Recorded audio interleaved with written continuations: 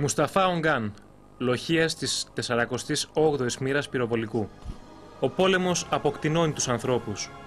Ένας ψηλός μελαχρινός υπολοχαγός που δήλωνε ότι καταγόταν από την κομμόπολη του μπαμπά Εσκυλή της Θράκης, ενώ κάποιοι λέγανε ότι ήταν στην πραγματικότητα από τα Άδανα, βίασε μια μικρή Ελληνοκύπρια 13-14 χρονών. Βρισκόμασταν στη βιομηχανική περιοχή της Λευκωσίας. Το κορίτσι, όταν είδε τις διαθέσεις του, άρχισε να ουρλιάζει τρομαγμένο. Ένας Κούρδος στρατιώτης μας από την Ούρφα, ο Μεχμέτ Ντεμίρ, που μιλούσε με δυσκολία τα τουρκικά, παίρνοντας στη μέση παρακάλεσε τον υπολοχαγό να μην πειράξει τη μικρή. Εκείνος όμως δεν άκουγε κανέναν. Ο Μεχμέτ, ένας άνθρωπος αγνός, λαϊκός, δεν το συγχώρεσε ποτέ. Με την πρώτη ευκαιρία, όταν βρέθηκαν μόνοι του σε κάποια περιπολία, τον πυροβόλησε και τον σκότωσε. Αργότερα, στην αναφορά στους ανωτέρους μας, ισχυρίστηκε ότι ο υπολοχαγός σκοτώθηκε σε ενέδρα των Ελληνοκυπρίων.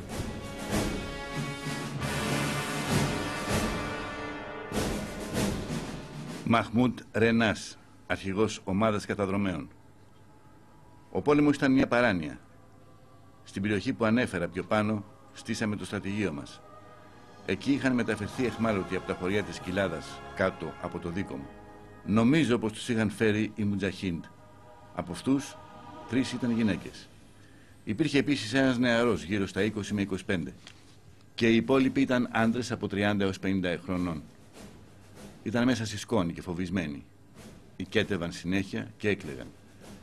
Ένας υπολοχαγός που λεγόταν Γκιουντούζ βίασε 2 νεαρές γυναίκες που ήταν μέσα στην ομάδα των εχμαλώτων και ύστερα τις σκότωσε. Οι υπόλοιποι εκτερέστηκαν σε μια τοποθεσία κάτω από το δίκο μου.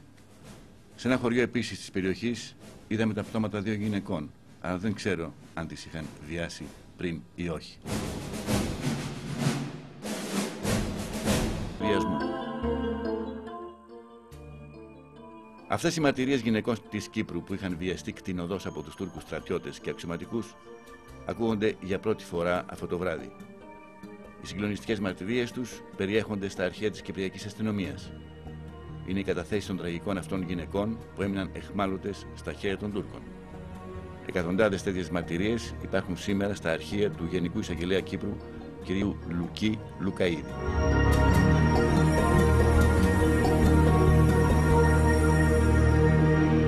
Λουκία από την περιοχή Πενταδάκτυλου, 23 ετών. Απόγευμα 17 Αυγούστου 1974. Ξαφνικά μπήκαν στο χωριό μας 20 πάνωπλοι Τούρκοι, βρώμικοι, με γένια, αγριεμένοι. Με τις ξυφολόχες τους και πυροβολώντας στον αέρα, έδιωξαν τους άνδρες μας έξω από το χωριό. 2 που αρνήθηκαν να μας αφήσουν, τους σκότωσαν στην πλατεία. Μετά μείναμε εμείς, οι γυναίκες του χωριού, και αυτοί. Άρχισαν να μπαίνουν 2-3 σε κάθε σπίτι και να βιάζουν τις γυναίκες. Είτε ήταν μικρά κορίτσια, 12-13 ετών, είτε γριές, πάνω από τα 70. Τις βίαζαν μέσα στα ίδια τους τα σπίτια. Σε μένα ήρθε ένας στρατιώτης κρατώντας την ξυφολόχη στα χέρια του. Με τράβηξε και με έριξε στο κρεβάτι. Το όρμηξε η μητέρα μου να με αφήσει. Γύρισε και με ένα μουγκριτό την τρύπησε με την ξυφολόγχη. Έπεσε πάνω μου και άρχισε να μου σκίζει τα ρούχα. Μύριζε υδρότα και ινόπνευμα. Με βίασε αλλεπάλληλα. Δεν θυμάμαι πόσες φορές. Δεν σταμάταγε. Τελείωνε και ξανάρχιζε. Παρακαλούσα να πεθάνω. Τις ίδιες εκείνες στιγμές άκουγα από το διπλανό δωμάτιο τα ουρλιαχτά των 2 αδελφών μου, 14 και 16 ετών. Τις βίαζαν κι αυτές.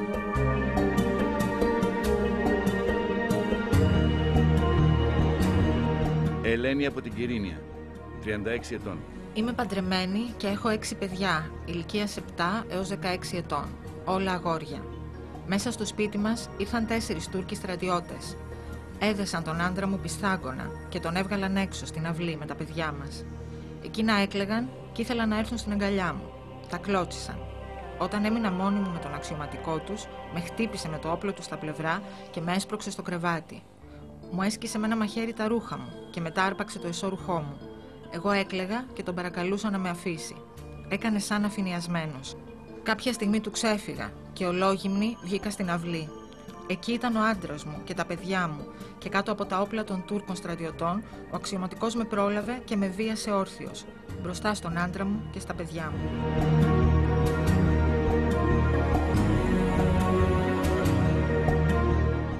Βροδούλα από το Ριζοκάρπασο, 14 ετών.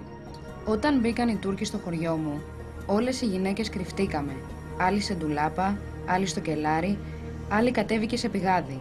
Εγώ κρύφτηκα στην αποθήκη που φυλάγαμε ξύλα για το χειμώνα, αλλά με βρήκαν. 2 Τούρκοι στρατιώτες με έσυραν έξω, στο χωράφι. Μου έδεσαν τα χέρια και μου σφράγγισαν τα μάτια με το εσώρουχό μου που έσκισαν. Μετά ο ένας άρχιζε να με βιάζει και ο άλλος να γελάει. Μετά άλλαξαν θέση. Με βίασε και ο δεύτερος. Το επόμενο πρωί ήρθε άλλος Τούρκος στρατιώτης. Με έσυρε μέχρι τη μάντρα της αυλής και με βίασε. Το απόγευμα της ίδιας μέρας, ο πρώτος Τούρκος ήρθε πάλι σπίτι μας και με βίασε ξανά μέσα στην κουζίνα. Όταν έφυγε, ήμουν γεμάτη αίματα. Πήρα λίγα πράγματα και ανέβηκα στο βουνό. Έζησα 5 μέρες μέσα σε μία σπηλιά, μέχρι που έφυγαν από το χωριό μας.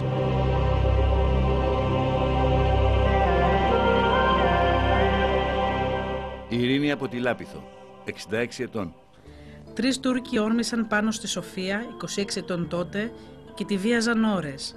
Μετά τη σκότωσαν. Όταν μπήκα σπίτι της, ήταν γεμάτη αίματα.